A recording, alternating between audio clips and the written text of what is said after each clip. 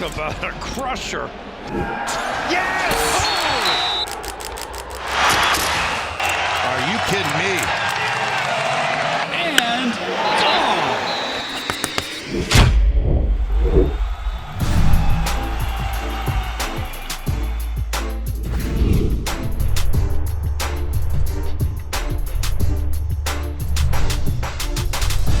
Welcome back to the Schoolyard Sports podcast. I'm the host of this podcast, Lane Frank, now episode number 82. So we're back from our 2-week hiatus, but I got an action-packed episode planned for you. The NBA draft is tonight. Golden State Warriors have won the NBA championship. MLB's rolling. So much more. Stay tuned for this action-packed episode number 82. Let's hop into it.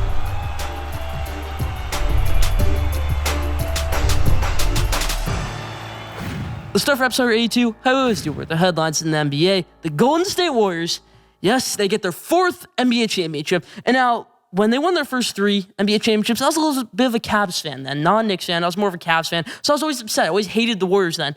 But now I'm kind of happy seeing the Warriors win a championship. My guy, Jordan Poole, had 2 buzzer beaters in this series, both in the third quarter, 10 in the third quarter. Just great stuff right there from him. This is just a great team, everybody. They're so young, outside of Steph, Clay, Draymond, and Andre Iguodala. I mean, they got Kevon Looney, they got Moses Moody, they got Jonathan Kuminga, they got Jordan Poole. I mean, they're setting themselves up for another dynasty. It could possibly be with Jordan Poole, with Jonathan Kuminga, with Moses Moody, and they could also set themselves up to trade for another superstar, whoever it might be. They could trade Andrew Wiggins, which I don't think they'll do. They could obviously trade Jonathan Kuminga, probably one of the best trade bait pieces of this offseason I could see, and just so much right here. So I'm glad to see the Golden State Warriors win an NBA championship. So much adversity went on with that team after the 2019 NBA Finals, obviously finishing second worst in the NBA. James Wiseman, another great piece right there who they could trade in the offseason. James Wiseman really didn't do anything for them this season, didn't play one single game, but he still gets a ring, everybody. So James Wiseman, just great stuff right there. But yeah, Golden State Warriors fought through a lot, everybody. They had a bad season last year, lost in the playing game to the Memphis Grizzlies. Now they get to eliminate the Memphis Grizzlies in the second round of the NBA playoffs this year. They get to win the NBA championship against the Boston Celtics in 6 games. In their championship run, every single championship they won, they never ever faced elimination. That's a crazy stat right there. Didn't know that? Leave that in the comment section. Those are my thoughts on the Golden State Warriors winning their 4th NBA championship. Congratulations to Steph Curry. Congratulations to Steve Kerr winning his 9th NBA championship. He's giving Bill Russell for a run for his money right there. Yeah, that's wild stuff right there. 5 as a player, now 4 as a coach. Steve Kerr, congratulations. That's just great stuff right there.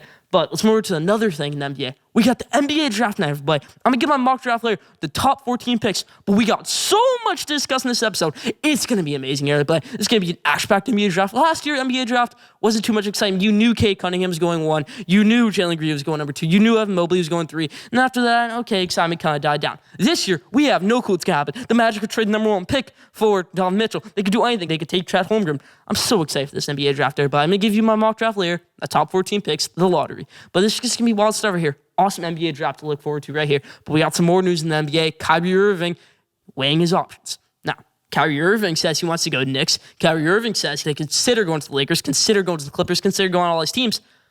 Do all these teams want to consider going after Kyrie Irving? That's the thing right there. If I'm a Knicks fan, I'd rather go after Jalen Brunson, Jaden Ivey, instead of Kyrie Irving. If I'm a Clippers fan, I'd like to keep my young core instead of going after Kyrie Irving. If I'm a Lakers fan, does that really work? Does LeBron really want Kyrie Irving back on his team? I don't think so. Donovan Mitchell, bunch of stuff going on with him right now. Trade rooms are swirling.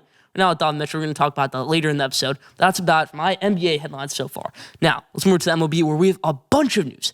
Yankees are playing first team to 50 wins. And this is mesmerizing the way they're pitching right now, the way they're playing, and the Rizzo's hitting bombs. Aaron Judge hitting bombs. If Aaron Judge wasn't MVP by far right now, I think Anthony Rizzo would be contender for MVP. I think Garrett Cole is definitely a contender for signing. I think Garrett Cole starts the MLB All-Star games here for the AL. He's just been that great. He's had 2 no-hit bids this year, both broken up in the 8th inning. But he's just been great, Garrett Cole. He's been solid. Ever since that terrible opening day start, he's just been solid. This Cortez, just been solid. One of the best ERAs in baseball. This is an exciting team to watch, everybody. Now it's staffed by New York Mets, but this is an amazing thing right here. New York baseball has been revived as if it ever died. This is just amazing stuff here. New York baseball at peak.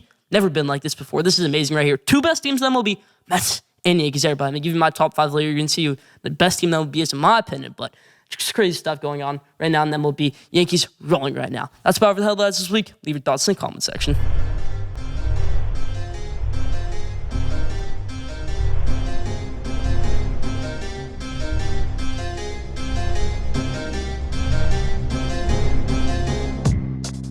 So now I got a fire take of the week for you right here. The Orlando Magic don't need this number 1 pick. They should maybe trade this number 1 pick. They have their young core. They have Cole Anthony. They have Franz Wagner, who had an amazing rookie season. They have Jonathan Isaac, who could be a Defensive Player of the Year candidate. They have Jalen Suggs, who could progress in his second season in the NBA. They have Wendell Carter Jr., who had an amazing season for the Orlando Magic last year. They have Markelle Fultz, what he might do in the NBA, former number 1 overall pick. They have Mo Bamba. So do they really need another Jabari Smith? Do they really need a Paolo Banchero? Do they really need a Chet Holmgren? Or do they really need a Donovan Mitchell?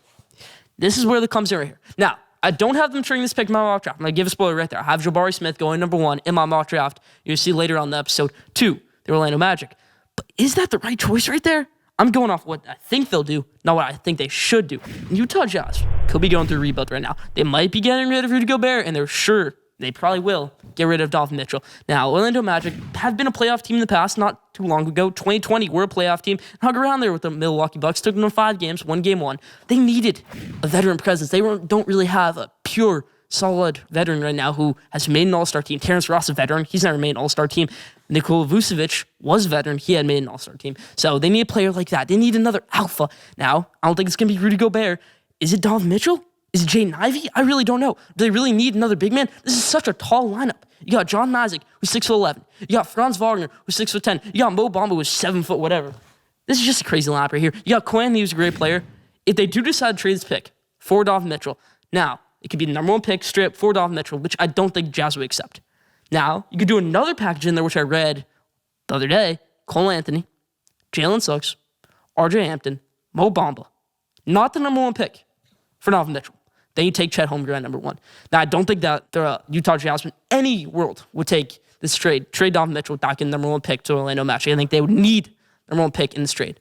Just wild stuff right there. I think the Orlando Magic already had their young core. I don't think they need another rookie like Jabari Smith, Paolo Banchero, Chet Holmgren. That's my take right there. Leave it down in the comment section.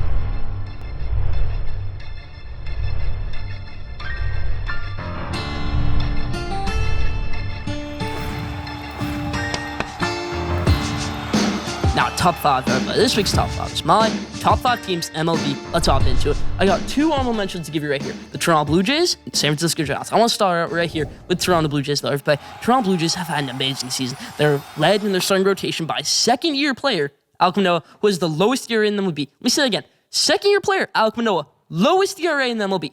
Now, Kevin Gausman, their second-best pitcher, has almost won signing before last year with the San Francisco Giants. Had his best season ever last season with the San Francisco Giants. Almost won signing. I think he finished second. Then they have Jose Barrios, number 3. It's just a great team. They have Vladimir Guerrero Jr., who pretty much almost won MVP last season, who could win MVP this season, tearing things up right now. He's going to be an all-star. They have Bo Bichette, who's going to be an all-star. They have Alejandro Kirk, who's going to be an all-star. They have Matt Chapman at the corner, third base, who could also be an all-star. They have Kevin Biggio. They have George Springer. They have Teoscar Hernandez. This is a great team, in my opinion, but they are definitely an honorable mention on my top 5 list. Now, San Francisco Giants, they're a great team. They have Logan Webb. I mean, Logan Webb's been one of the best starting pitchers in baseball. He's a weird type of starting pitcher. He's going to give up so many hits, but he's not going to give up many runs. He's never going to throw in a hitter, but he's not going to give up 5 runs. He's going to give up at max 3 runs, in my opinion. Logan Webb is a type pitcher you want. Type of pitcher who doesn't give up many runs, but will give up hits. Doesn't really give the home run ball all that much. Logan Webb, a great pitcher, in my opinion. This is a good team. I mean, they need to figure out the catcher situation. Joey Bart looking like a bust. Kirk Caselli's good for now. But losing Buster Posey, they thought, hey, Joey Bart's going to be the next solution. Number 2 pick in 2018 draft. No, he's been terrible so far. Now they got some good prospects. Marco Luciano they could call up later in the season. This is a good team. I had the San Francisco Giants as an honorable mention. But let's get into the real top 5 here right now. 5th best team MLB, Houston Astros. They have a series going on right now against my New York Mets. First 40-win matchup of the season in the MLB. This is going to be crazy right here. But Houston Astros, 5th best team in MLB. Before Los Angeles Dodgers, everybody. You can say, whoa, how do you have the Los Angeles Dodgers number 4? Who's ahead of them? I'm going to tell you who's ahead of them. Their division rival, San Diego Padres. But let me talk about the Dodgers right here for a second. Mookie Betts has cooled down a little bit since that Mets series. He's cooled down. Tyler Anderson has gone off. Almost had a no-hitter. Shohei Ohtani broke it up. But just crazy stuff right here. They lost Walker Buehler, which is going to be a big fault for them. They lost a couple other pieces. Kershaw's losing stuff a little bit right there. So they're kind of struggling. They're in a little bit of a slump right now. But I do think they get out of it. They're in an easy series right now against the Cincinnati Reds. But I have the Dodgers, as of right now, 4th best team in the MLB. 3rd best team in the NL, where they used to be the best team in the NL. Now, number 3, San Diego Padres there. But now we all saw Manny Machado go down with injury. But I think in the long run, this is the 3rd best team in the MLB. They got Manny Machado. They got Fernando Tatis Jr. when he comes back. They got Jake Cronenworth, Crone Zone.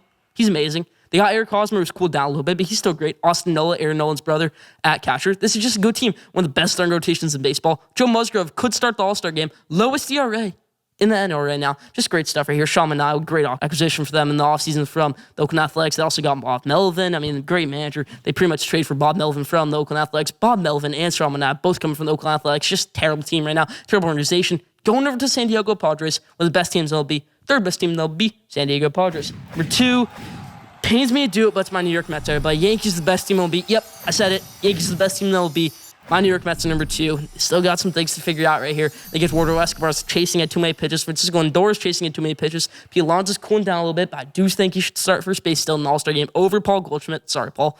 But yeah, that's my top 5 teams in MLB. Mets 2, Yankees 1. That's my top 5. Leave your answer in the comment section.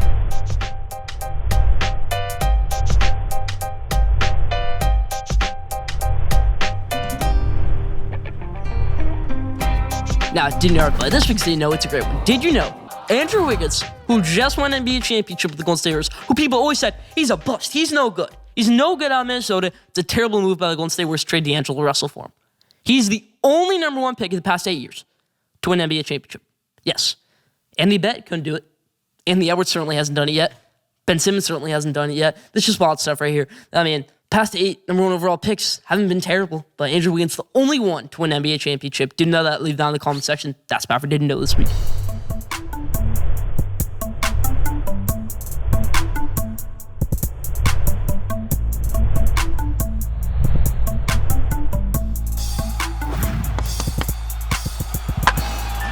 Now, around the base, but this is going to be action-packed around the base. I'm going to talk about a few things right here, and I'm going to give my MLB All-Star Game predictions for my final All-Star Game predictions for the All-Star Game. Let's hop into it. So I'm going to start right here talking about the monster that Oneil Cruz is, everybody. Now, if you're not familiar with who Oneil Cruz is, he's 6'7". He plays baseball. You probably would have thought he played basketball. He's a shortstop. You probably would have thought he's an outfielder by the 6'7" playing baseball. No, he's a shortstop. You probably say, oh, he doesn't throw it fast then. Yeah, he threw 96 miles per hour in his first game of the season. Yeah, he had an amazing season last year, only playing 2 games. He had 9 at-bats, 3 of 9 with a homer. Great OPS last season. Now he's back up in MLB this year. Played 1 game last night. Just amazing. Oneil Cruz, a monster. Fastest throw of the season in his first game of the season by any player. Pirates got a good young core, but they had a rookie hit 3 home runs the other day. They got Keegan Hayes. This is an interesting team to look out for. They just need to get their pitching figured out. They called up a guy the other day, Jackson Smith and Jake Bell, Ohio State wide receiver's brother, Can Smith. Jake Bell, just a little bit interesting thing right there. But just, yeah, this is a good young core. Oneil Cruz, a monster. They compare him to the next for talent, Fernando Tatis Jr. Fernando Tatis Jr. isn't great in the field. Oneil Cruz is great in the field. 6'7", shortstop. He's a monster, everybody. He could be, I know, Rookie of the Year. Maybe he got called up too late in the cycle, but you know, Oneil Cruz could tear things up and win NL Rookie of the Year. NL Rookie of the Year looking like Hunter Green as of right now, or say Suzuki. But you know, Oneil Cruz could sweep in there. Why are all the good? I'm just realizing this right now. Why are all the good NL rookies in the NL Central? Say Suzuki, Hunter Green. Now you got Oneil Cruz. So that's just wild stuff right there. So Oneil Cruz, a monster. Great first game in season 4 of Oneil Cruz. Hopefully he can keep it up. Have a great rookie season. Now I want to talk about one more thing right here. The Philadelphia Phillies are tearing things up right now. Braves are tearing things up. So are the Philadelphia Phillies ever since firing Joe Girardi. But they started Garrett Stubbs, the catcher the other day. They were down 1-0 going into the bottom nine. 2 outs, 2-2 count. Runners on first and second. Garrett Stubbs, our guy, who we had on episode number 81, hits a 3-run home run. Just wild stuff right there to walk the game off. Awesome celebration. Best home run celebration this season so far, in my opinion. What do you think? Leave your answer in the comment section. That's awesome stuff right there. Garrett Stubbs gets a walk-off home run.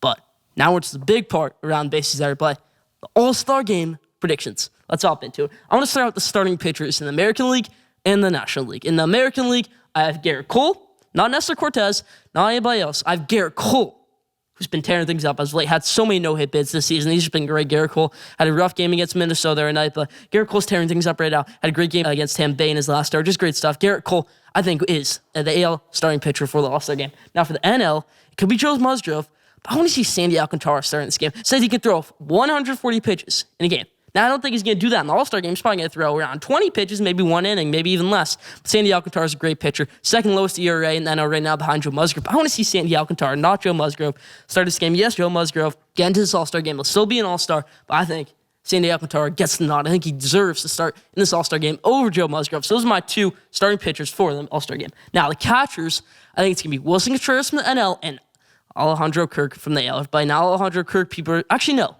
Let's switch that. Let's go from Alejandro Kirk over to Salvador Perez. I'm changing that on the spot right now. But Salvador Perez, most home runs by a catcher in the MLB season. Hit a home run there or not. Now, Alejandro Kirk has been slumping as of late. People say Alejandro Kirk this, Alejandro Kirk that. His OPS has been going down. His average is soon going to be out of 300s. He doesn't have many home runs. I think only up 6. Alondra Kirk, I don't think he starts this All-Star game. I think he probably still is an All-Star. I think Salvador Perez gets a nod catcher. Wilson Contreras gets a nod a catcher for the NL. Those are my 2 catchers for the All-Star game. Now, let's go over to first base. First base for the NL, I already said, it's going to be Pete Alonso, everybody. What are we valuing more? Are we valuing average in OPS? Are we valuing home runs and RBIs? What would you rather see in an All-Star game? Pete Alonso hitting a home run or Paul Goldschmidt hitting a single? Yeah, I'd rather see Pete Alonso hitting a home run. Same thing with Jose Ramirez and Rafael Devers valuing average and OPS, which Rafael Devers has the advantage over, or evaluating home runs and RBIs, which Jose Ramirez obviously has the advantage over Rafael Devers in that category. But I think Pete Alonso, most RBIs MLB, gets a nod at first base over Paul Goldschmidt. First base, Pete Alonso. First base for the AL. So thinking about making a tie for France, but Vladimir Guerrero Jr. is tearing things up right now, similar in OPS, and Vladimir Guerrero Jr. getting up there in his average. So Vladimir Guerrero Jr. has a lot of home runs this season. I predicted him to have 60 home runs this season. He's probably not going to get up to that mark. Vladimir Guerrero Jr. starts at first base for the American League in the All-Star game. Now, second base in the AL, I think it's Jose Altuve. Second base in the NL is Jeff McNeil. Jeff McNeil tearing things up right now. 326 batting average. It's a disgrace that Jeff McNeil is not top 2 in All-Star voting right now for second base. I think it's Jazz Chisholm and Ozzie Albies. That's just a disgrace right there. Jeff McNeil needs to be in that category. 326 batting average. Jeff McNeil has changed so much from this season last season. He's not trying to hit home runs. He's trying to hit it whether or not. Yeah, Jeff McNeil deserves to start at second base in the All-Star game. Third base, I already said it for the AL, Jose Ramirez. So I'm not going to talk about him right now. But for third base in the NL, now if Manny Machado can't go, I think it's Austin Riley. Austin Riley has the second most home runs in the NL right now at 18 behind Pete Alonso, who's been just doing great right now. Austin Riley, I said he would do well this season at Mississippi State. Had a great season last year, bad 300 last season, not bad 300 this season. But Austin Riley's doing really, really well. But batting 260, I want to say right now, with 18 homers, doing really well. So if Manny Machado can't go, it's going to be Austin Riley at third base. Those are my 2 third baseman starters for the NL, Manny Machado or Austin Riley, depending on who's healthy. Shortstop in the AL is going to be Xander Bogaerts, and shortstop in the NL, O'Neal Cruz, if he tears things up. I don't think that's going to happen. I'm going to go with Trey Turner. I think Francisco Lindor maybe gets a knock right here. If he ends up in the All-Star game, if he ends up as a starter, if he has a couple more home runs till the All-Star break. But as of right now, I'm going Trey Turner, higher batting average, higher home runs right now. So Trey Turner gets shortstop in the NL. Those are my shortstops for the All-Star game. Now for the outfield in the AL, this is a no-brainer. Aaron Judge, Byron Buxton, and Mike Trout. Now, you could say Taylor Ward, who has a really high OPS and a really high batting average, but I don't think so. I'm going to go Byron Buxton over Taylor Ward. Angels don't get 2 All-Stars into the outfield as of right now, but Angels just slumping right now. Taylor Ward was doing really well at the start of the season, doing really well still. Mike Trout still tearing things up. They're just not winning ball games, everybody. Shohei Ohtani's still hitting well. They're just not winning ball games, though. Pitching has been lacking when Shohei Ohtani's not on the mound. Just crazy stuff right there. Angels not doing well. Fired Joe Madden, which probably wasn't the right decision right there, in my opinion. Just crazy stuff going on right now. That's my outfield for the AL. Now, my outfield for the National League is Juan Soto, Mookie Betts, and Jock Pearson, everybody. Jock Pearson deserves this All-Star game starting nod over Ronald Acuna Jr. Ronald Acuna Jr. only has 6 home runs. Don't tell me he's an All-Star starter. Do not. That's my NL outfield as of right now. Now, my DHs for the All-Star game, Yordan Alvarez and Bryce Harper. That's my final projections for the MLB All-Star game, which occurs in June. Leave your thoughts in the comment section. That's my All-Star game.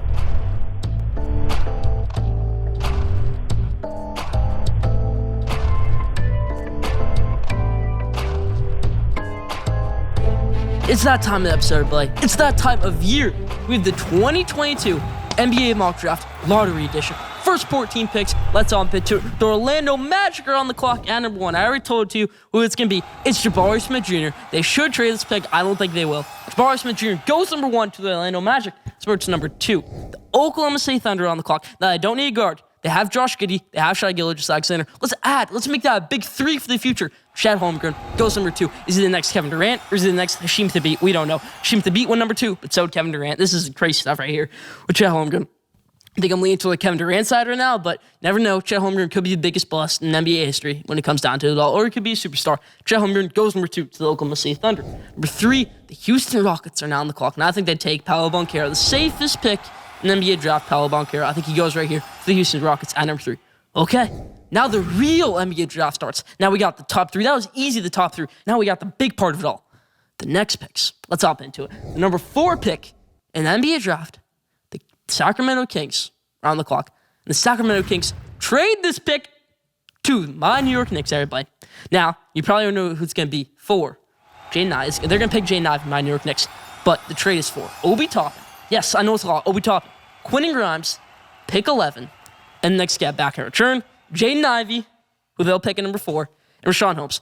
Now, if you need insight on Jaden Ivey, I've watched every single Purdue game. I trust myself the most with Jaden Ivey insight right now. Jaden Ivey is got a dog. He's an alpha. He has everything in him. He can shoot the 3. He can be the next John Morant. He can be the next Russell Westbrook. He can be the next Damian Lillard. He can shoot the 3. He can take you off the dribble. He took 2 years at Purdue. The right decision right there. Take 2 years at Purdue. This is great stuff right here. Jaden Ivey, an amazing player. He came back for his second year. He has that explosiveness. He has that Russell Westbrook game. He has that Dame Lillard shooting. He has the John Morant athleticism. This is amazing stuff right here. I think New York Knicks get their alpha. They get rid of Opie Toppin, which tough decision right there, and they get rid of Quentin Grimes, just gonna rip a little bit right there. But they get Jaden Ivey. They get their point guard future. My New York Knicks get their superstar, Jaden Ivey, at number 4.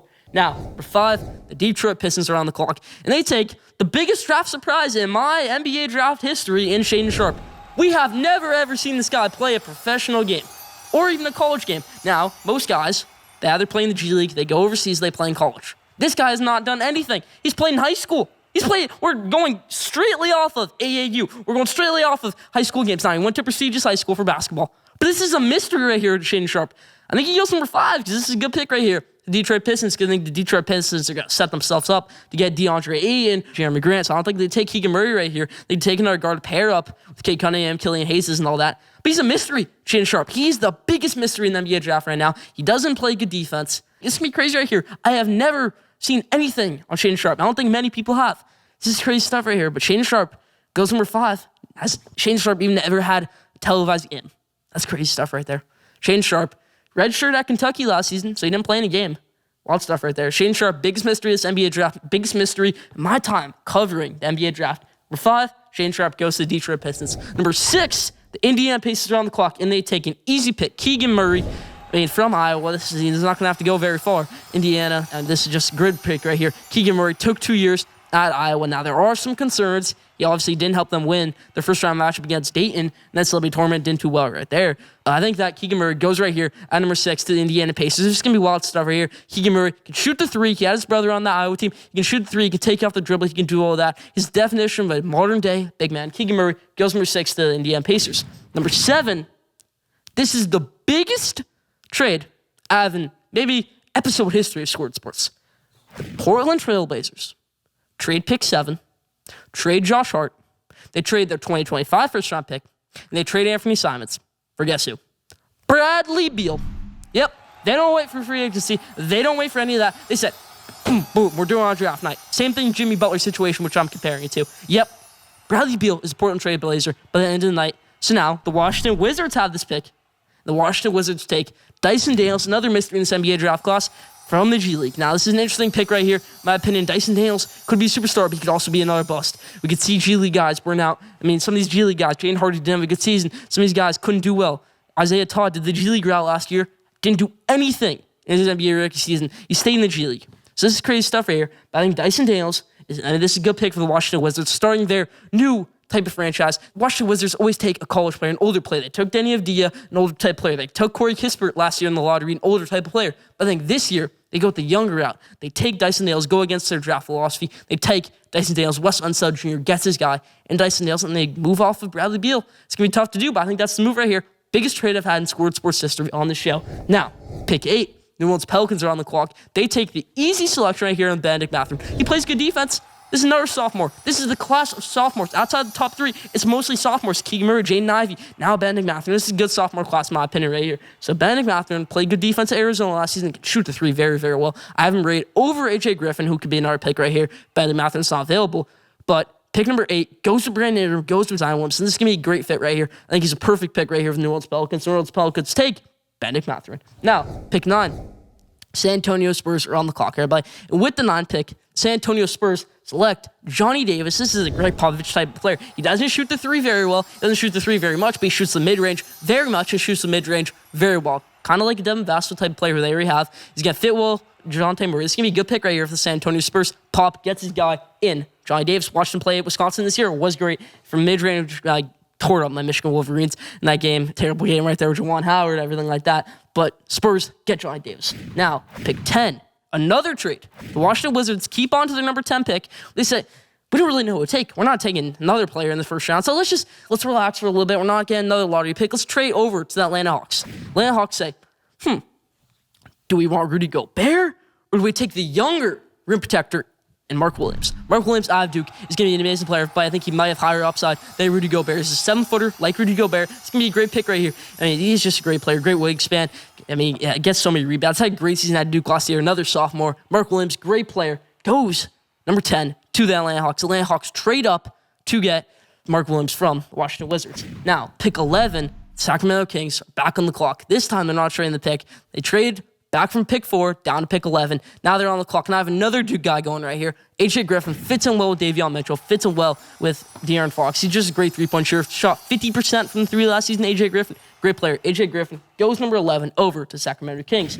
Now, pick 12, Oklahoma City Thunder up back on the clock. Their second lottery selection. And I think they take Tari Eason, small forward out of LSU. Now, you could say it could be another player, but I think it's going to be Tari Eason right here. Tari Eason played great defense at LSU last season. That's the type of player Sam Presti likes. I think that's who they take right here. Pick number 12. Maybe a big reach right here, but I don't think so.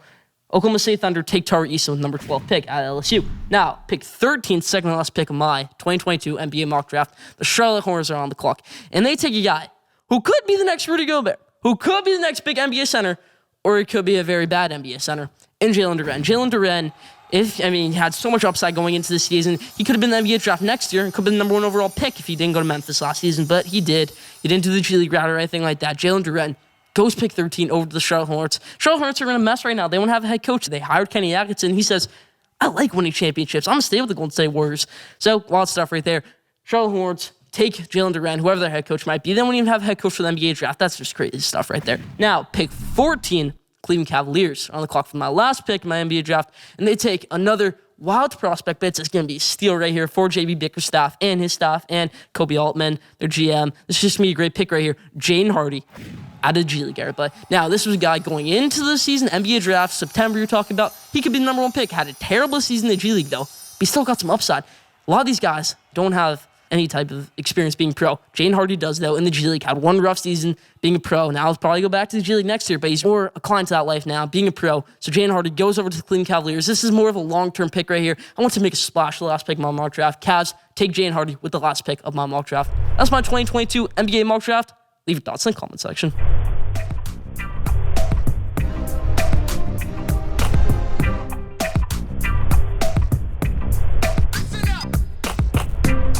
Now, Schoolyard Sports fans, we're going on another summer hiatus for 3 weeks. I want to predict NBA free agency predictions for the next 3 weeks of the NBA. Now, for first prediction right here, Kyrie Irving returns to the Brooklyn Nets because nobody wants him. Clippers don't want him. Knicks don't want him. He's not going to go to another team. Lakers obviously don't want him. LeBron doesn't want him on his team. So Kyrie Irving has no other option but to return to the Brooklyn Nets. Probably doesn't get a new contract anyways. Kevin Durant probably reluctantly teams up with Kyrie Irving again. Just wild stuff here. But I think Kyrie Irving, at the end of it all, is Brooklyn Net again, reluctantly. Now, the next one I have right here, Detroit Pistons grab DeAndre Ayton. This is why I don't think they go after Keegan Murray with number 5 pick. I think they take Shaedon Sharpe, and I think they trade Jeremy Grant, and they grab DeAndre Ayton. This is win-win for both sides. Suns get a star in Jeremy Grant, and the Pistons get DeAndre Ayton now. They might not trade Jeremy Grant for DeAndre, it might be something else, but I think the Pistons grab onto DeAndre Ayton. This can be a good pick. Former number 1 overall pick DeAndre Ayton, he goes to the Detroit Pistons in trade from the Phoenix Suns. Hasn't really gotten things figured out. Has a video game addiction, which is pretty bad. Yeah, DeAndre Ayton goes over to the Detroit Pistons, colder weather area. For the first time he's out of Arizona in years. Played Arizona in college. Now he went to Phoenix. Now he's going over to Detroit. Everybody's going to be a big change for him. But next one right here.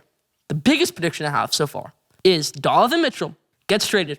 But you're not going to think who it's going to be to. Now, Danny Ainge is the Jazz GM right now. Which team was Danny Ainge on last season? It was the Boston Celtics era play. What if he says, hey, Brad, let's make a deal.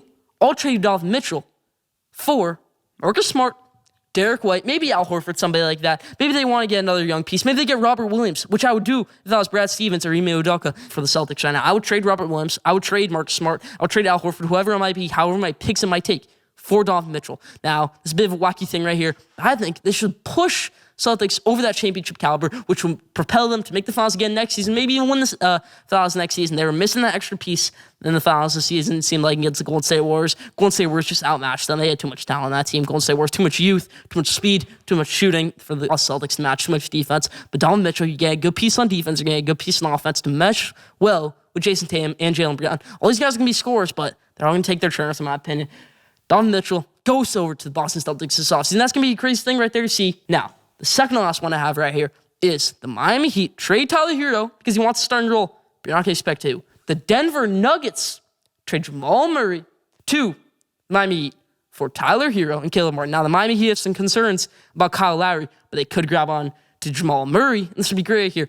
Tyler Hero gets a starting role with the Denver Nuggets. Now, Denver Nuggets might not pull the trigger on Jamal Murray just yet. Maybe they'll pull the trigger on Michael Porter Jr. this offseason. But I got a wacky thing right there. Tyler Hero goes over to the Denver Nuggets. Jamal Murray gets traded before he even recovers from his ACL injury 2 years ago and goes over to the Miami Heat to play with Kyle Lowry, to play. They just lost PJ Tucker in free agency, so they're going to play with Jimmy Butler. It's going to be good next season for the Miami Heat, mixed in with Max Strus, with Duncan Robinson still on that team, whatever it might be. But I got one last NBA prediction for this season. John Collins goes over to the Indiana Pacers area play. They have Keegan Murray, who may need to go in the G League for next season, but John Collins goes up. I think the Hawks just move on from John Collins. They want to stick with Onyeka Okongwu, and they're going with Mark Williams in my mock draft. So I think they build around those two guys. They don't get rid of Gobert. They move on from John Collins. Those are my NBA offseason predictions. Leave your answer in the comment section.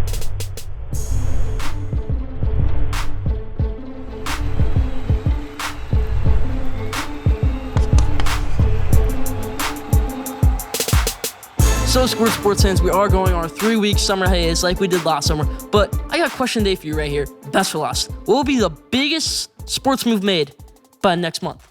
Will it Donovan Mitchell being traded? Will it be an NBA player being traded? Will it be an MLB player being traded? Will it be Tampa Bay Lightning or Colorado Avalanche winning the Stanley Cup Finals? Leave your answer in the comment section. What will be the biggest thing in sports 1 month from now? Leave your answer in the comment section. That's about for question day this week. That's about for Schoolyard Sports Landford, episode 82. Thank you for tuning in. Follow Schoolyard Sports on Instagram at Schoolyard Sports. Follow Schoolyard Sports on Twitter at Schoolyard Sport. Follow Schoolyard Sports on TikTok at Schoolyard Sports. Don't forget to subscribe, rate, and review. We'll see you when we get back from the summer hiatus on episode 83. Stay tuned.